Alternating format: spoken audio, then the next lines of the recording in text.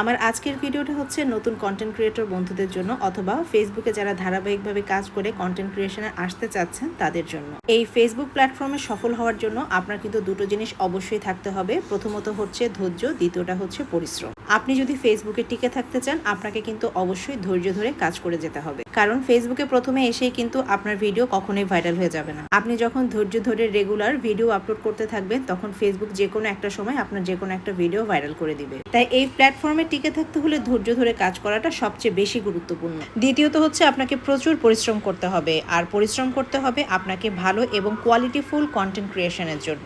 কোনো ধরনের খারাপ কন্টেন্ট কিন্তু এখানে দেওয়া যাবে না। আপনি যদি কোনো পরিশ্রম করা ছাড়াই অন্য কারো ভিডিও কপি করে নিজের পেজে বা প্রোফাইলে দিয়ে সেখান থেকে বেনিফিট পেতে চান সেটা কিন্তু আপনি পারবেন না, কারণ ফেসবুক কিন্তু আপনাকে রেস্ট্রিক্টেড করে দিবে। তাই নিজের পরিশ্রম দিয়ে এবং মেধা খাটিয়ে আপনি কোয়ালিটিফুল কন্টেন্ট তৈরি করতে থাকুন। দেখবেন সেই ভিডিওগুলো একটা সময় ফেসবুক 100% ভাইরাল করবে। শুধু তাই নয়, আপনি দেখবেন একটা সময় আপনি এই প্ল্যাটফর্ম থেকে ভালো একটা আর্নিংও করতে পারছেন।